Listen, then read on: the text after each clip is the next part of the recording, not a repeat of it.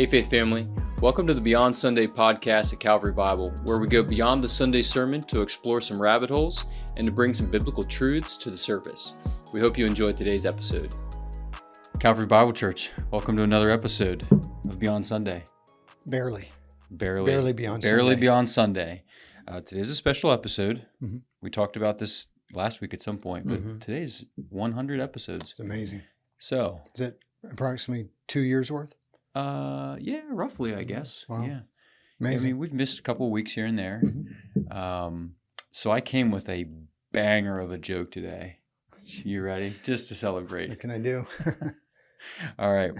It's actually just a pretty normal joke, but anyway, we'll think of it as a good one. What's the best thing about Switzerland? The best thing about Switzerland is the Alps. No. Chocolate. No. Hot chocolate. I don't know either, but their flag's a big plus. Okay. There we go. That is true. There you go. All right. We're in Matthew chapter 10, second half. Did you finish? I forget. Chapter I think 10? I got all the way down to verse 25. Okay, good. So one of our rascal Faith family members asked a question in response to last week's episode. Can you believe it? I can't believe it. We don't like to give names out, but in this case, we still won't give names out. But no, great. So we're going to backtrack? We are going to backtrack a little bit, but Okay. It's kind of in the same vein as, Mm-hmm. earlier in Matthew 10. Mm-hmm. The apostles are being sent out on mission. Mm-hmm. And so the question is this. Mm-hmm. Here, I'll just read it. My question was sparked by the discussion in the last sermon and most recent podcast about finding balance with godly sacrifice in life. Mm-hmm. However, it's also a question that's been in the back of my mind for several years now. Okay, so is there a biblical basis to justify staying in America when there's so much more of a need for the gospel to be witnessed in other parts of the world, especially since I already have an international, intercultural, or multilingual experience? Okay, for example, Pastor Andy, you shared a few weeks ago about Nepal, right? And the great need for laborers there. Yeah. So why do we find ourselves sitting on comfy couches while there are people in Nepal dying and going to hell? Mm-hmm. So the first answer is that's God's sovereignty in the way in which he calls people to the field. So a couple of things come to mind quickly. So early in the book of Acts, when the first mega church sends out the first bunch of missionaries, they only send out 2 out of the whole. I mean, so if you want to just step back for a moment and think about the need that existed then versus the need that exists now. The need that existed then, they had one group of Christians in that part of the world. Yep. And no one else had heard the gospel yet. The gospel is just beginning to spread from, that famous verse in Acts that talks about the expanding circle of influence to the uttermost parts of the earth. Yep. So here to me would be the time in history when the need is greatest, and they only send out 2. So that's the reason for starting with the sovereignty of God. So if you take the logic of this question and you put that to that first century church, the logic would say everybody should have gone, but everybody didn't go.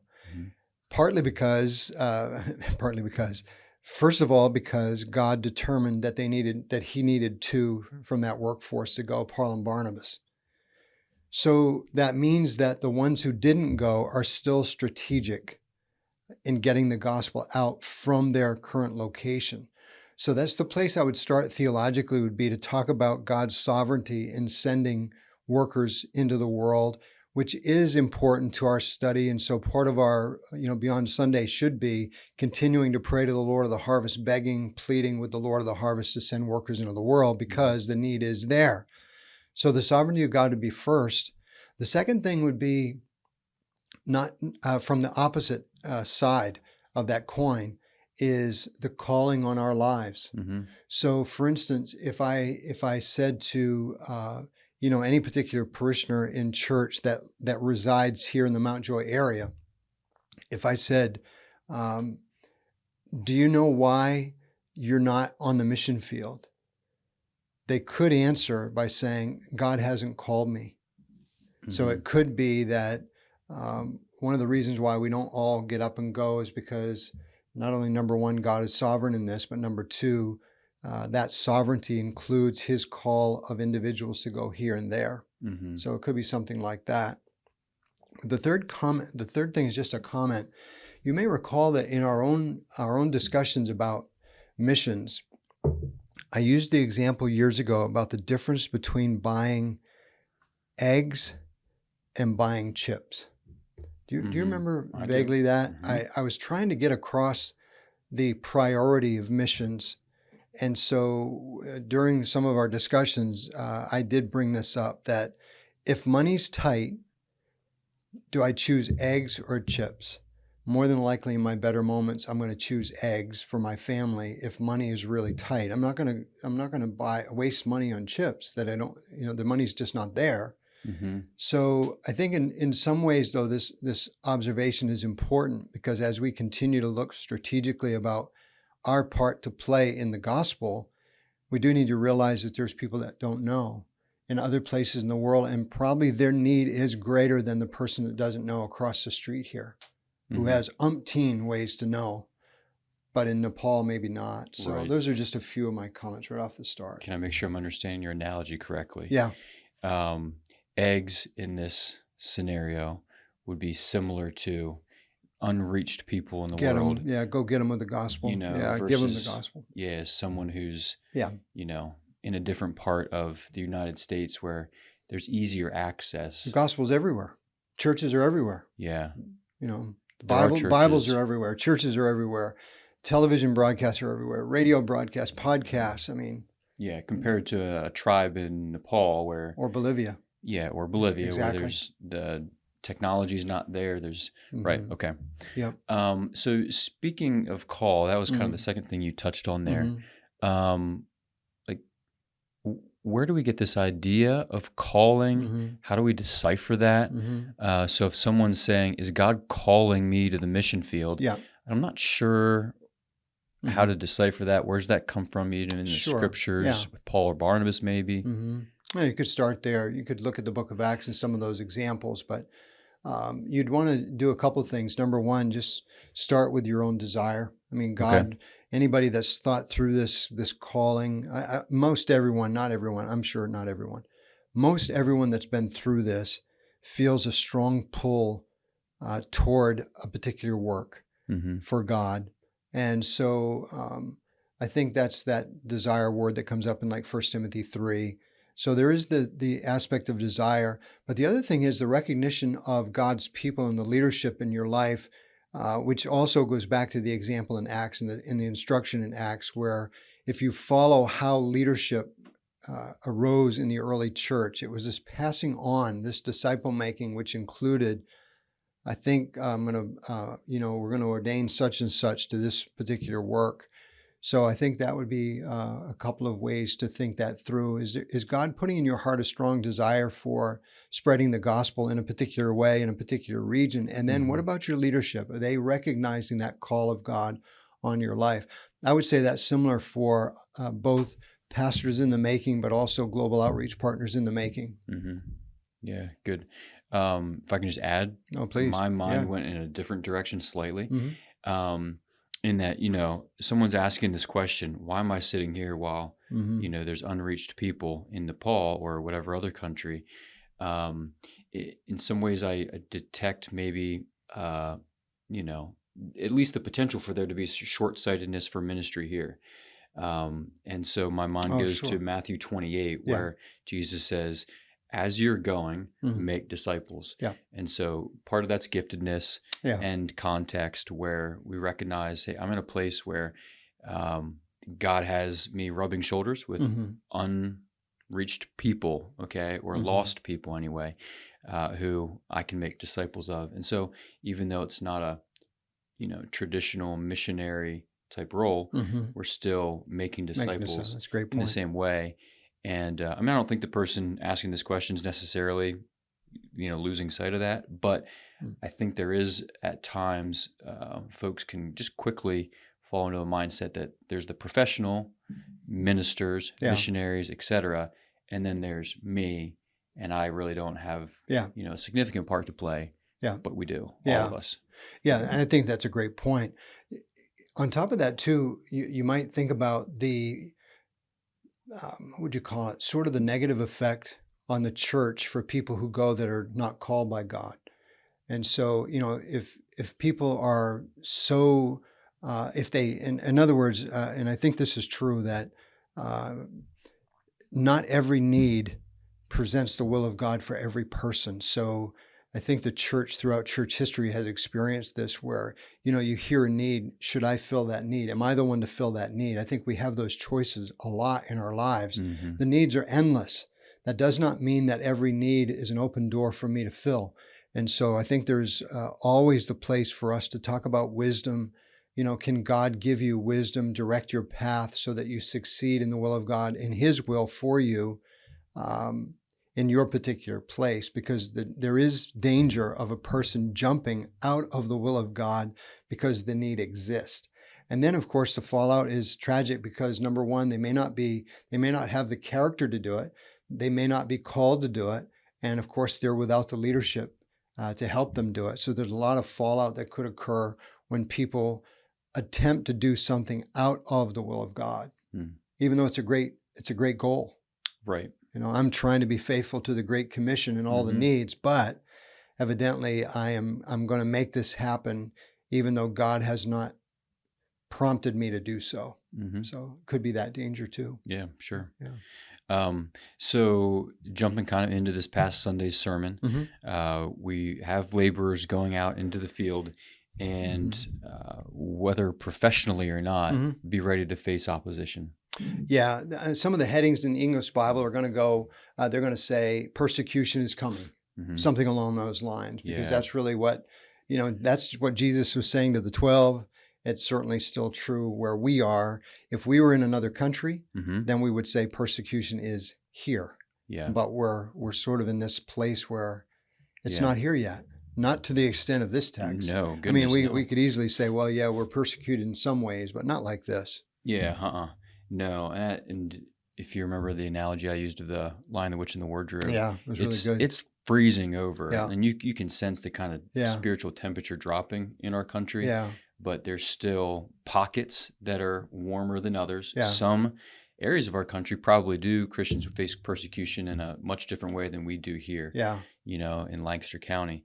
When you started that quote, I was thinking that you were going to pick somewhere in that story too is it's always winter but never Christmas. And I don't remember at what point in the movie that came up, but that was a great line too. That is. Always winter, never Christmas is really, that's cold and bleak. And but anyway, it's a good quote. Christmas is on the horizon. I don't want to just squelch all those little children and their Christmas joy, which is coming. Because they were there the too. Days are, for communion. It's coming close for them. But question in response to yesterday's message. So I think it was verse 19 and 20. I'll read them. When they deliver you over, do not be anxious how you are to speak or what you are to say, for what you are to say will be given to you in that hour. For it is not you who speak, but the Spirit of your Father speaking through you. So does God give us words to speak in the same way that He did to the apostles? And if so, what does that look like for us? He does in that scenario. According to that text, let's just use the word or the event. You are arrested by surprise. All of a sudden, you get a knock at your door. You're a Christian living in this area. You get a knock at your door, and the officials say you're under arrest for your association with Christ, and you're spreading the gospel. You're under arrest. That's an arrest that occurs that surprises me. I'm being carted off now. What I want to stress though is how important the confession is, because this is I tried to say this on yesterday. The implication of do not be anxious how you are to speak or what you are to say, that the implication is that that's the most important thing on my mind as a Christian. What am I about to say? And it's what am I about to say about my relationship with God? Mm-hmm. Everything is about this confession. Everything about this is a sending out the 12 to witness just as Jesus was. So the strong implication of, wow, I need to be first and foremost concerned with what I'm about to say about the Lord. Now, I would say to answer that question, yes. In this case, yeah, Mm-hmm. that's exactly what that text is saying. Now, if someone was asking, does that happen in day-to-day life? I think the closest I came to that on Sunday was saying, how many of you know that in a particular conversation with someone, those words just came out and you have no idea where they came from because you couldn't have pulled that off on your own? Yeah. I think a lot of people were nodding on Sunday saying, yeah, that's happened to me. Mm-hmm. Now, the danger in this, and again, it is right to say that, the danger in this is when someone like me would claim a word from God that matches the authority of the scriptures. If I ever came and said, hey, Mm-hmm. I've got a word from God, Mm-hmm. and I say, and this happens in leadership all the time, by the way. You go into a meeting tonight, we have an elders meeting tonight, right, with the deacons and so forth, and we meet together, and I say, hey, guys, I have a word from God tonight, Mm-hmm. and if I believe and am promoting that word as being equal to the scriptures, I think we're in trouble. I don't read the Bible as offering that type of authority. Yeah. So I would say the answer to that is yes, but not to the degree that it becomes equal as an authoritative word of Scripture. Gotcha. I think that's something that we have no idea of what to do, except for when the Scripture says clearly in the New Testament, test the spirits, test them. So in the early church, there was constantly a testing of these words that were floating around, let's say in a worship service, Mm-hmm. especially according to like Corinthians. Yeah, sure. So let me tease it out a little bit. Mm-hmm. So you think the apostles, as they're getting kind of dragged in front of the officials or whatever it may be, they're having to give testimony to their Mm-hmm. relationship with Jesus, and Jesus says to them, in that moment, don't be concerned, don't be Mm-hmm. anxious. Mm-hmm. You'll be given words from the Father. And then the Spirit, the Spirit of your Father speaking through you. Right. And so the way that may have looked would have been just them in there, kind of like me sometimes, rather than bumbling across your words, having a spirit empowered message that just comes in the moment and delivers the truth that needs to be delivered. It's clear, it's concise, and it's spirit directed, actually spirit directed, spirit driven. And Mm-hmm. the folks that I read a lot in preparation for these messages, you know, they'll quote from the martyrs, from the first church martyrs. Mm-hmm. And there's so much a record of these martyrs and what they said, Yeah. and so forth, at their worst. I mean, when they're getting tormented, Mm-hmm. tortured. And so the martyrs would be the ones to read their accounts and look at what they said. Yeah. It's like, wow. I can't think of them off the top of my head, but grab Fox's Book of Martyrs if you're Yeah, interested. Exactly. It's in there. Yeah. Yeah, I won't go to And what they're doing though is, you know, in this particular occasion, their witness continues right to the end. So Mm-hmm. again, I think that's the point of all of this. So be ready for persecution, but it's all dragged before governors and kings for my sake to bear witness before them and the Gentiles. Mm-hmm. So that act of witness right up to the very end of life, in the case where they're martyred, the Spirit of God gives them the words to say. Yeah. Mm-hmm. So I hope with that question, I hope it was a qualified answer. Yeah, the words aren't. We shouldn't take them as being at the same level of scriptural authority, but we can, take a deep breath and know that God in those moments will guide our words. Our Is that words, fair summary? our words that are designed to testify of Him in moments of persecution. To be clear with this. What about text. not persecution? What about I think I would say. I mean, you said not in a sermon that you didn't prepare for. I would say. Yeah, I would say that A moment there must be times when God has a person in a unique situation where those words are critical for His witness. Yeah. I don't have any problem with Him. And this text doing the doesn't words. speak to that, but there's no reason to believe that God in a again, a moment of personal witness, Yeah. persecution aside, Yeah. can't give words and even work Oh, my despite word. our Sure. words. Oh, yeah. Um, And how many people have asked the Lord, and you may have said it, Lord, give me the right words to say mhm, in whatever your scenario was. Lord, please give me the right words to say. mhm. Um, yeah. Good. All right, moving on. Last Yeah. Hmm. question and a half. Yeah. So, verse 23, can you Hmm. just touch on that again? And this is a personal one. I may have blanked out a little bit, but Hmm. Yeah. happens. That's good if you did, because it's one of those, Let me read it first. yeah, go ahead. When they Help the person. persecute you in one town, flee to the next. For truly I say to you, you will not have gone through all the towns of Israel before the Son of Man comes. I caught like the end of your explanation there. I Hmm. think about the Son of Man coming and the timing of some of these things. Yeah, and the judgment for Israel. I Mhm. mean, I read pages about this. Yeah. It's such a difficult interpretation because of the timing.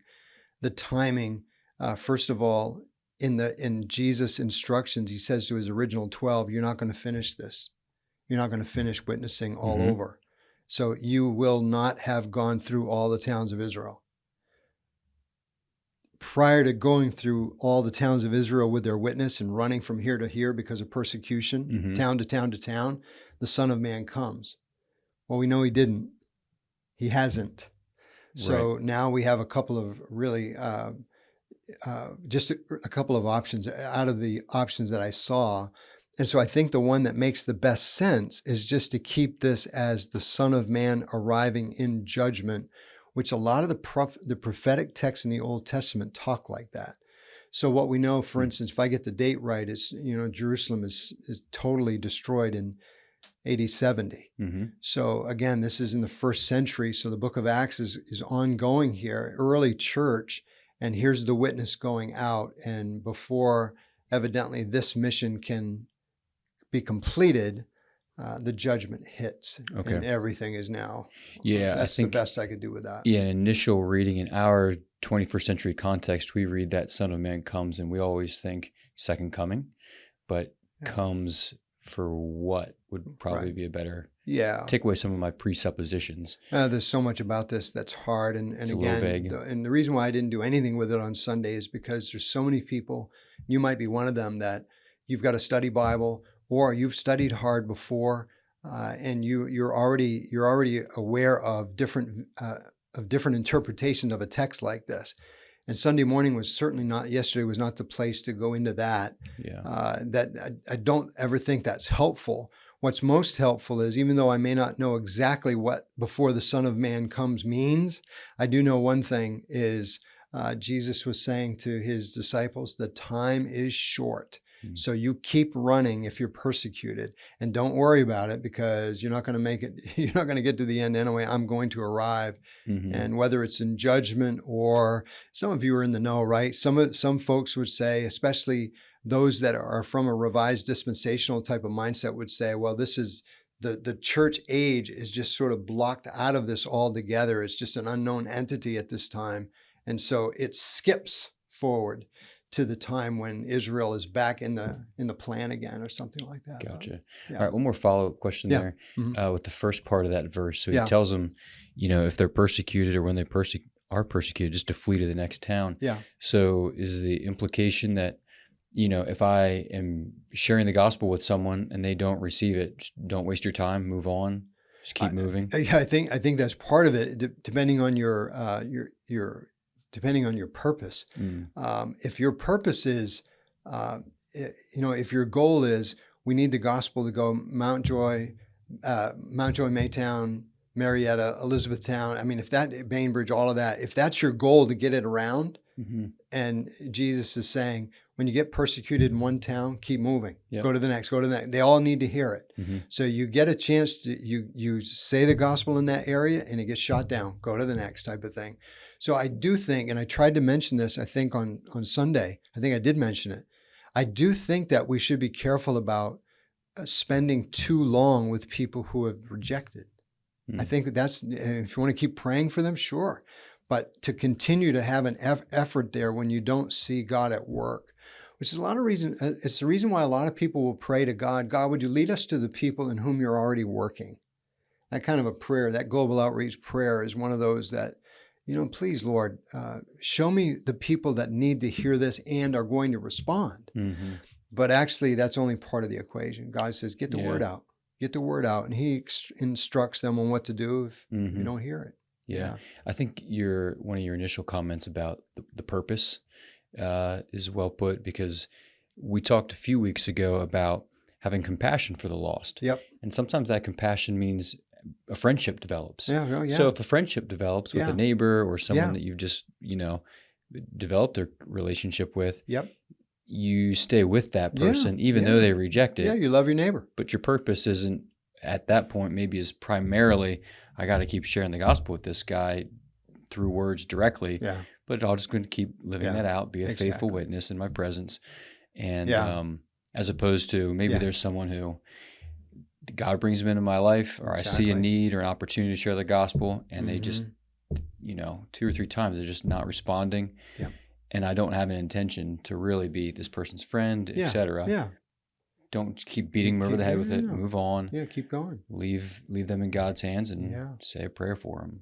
Yeah, and yesterday too, you and I are on the same track, because if you're in a neighborhood, you're around your neighbors all the time. Mm-hmm. So there you have your opportunities, endless opportunities, because you're not going anywhere. Mm-hmm. But in this case, the design was this message has to travel quickly because the time is short. Mm-hmm. And I think that's part of it. Any of you listening and you're trying to dig into this a little further, remember that the interpretation that helps win the day here is the one that senses the urgency in this. So if your interpretation takes away the urgency out of this, probably not the best reading. Gotcha. Because this is all about, hey, this is urgent. The time is short. Yeah. Good. Yeah. That's great. You had a short time yesterday. Anything else to add?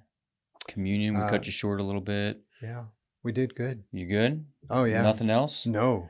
Okay. No, because we already, we wasted how many minutes going back to a previous podcast.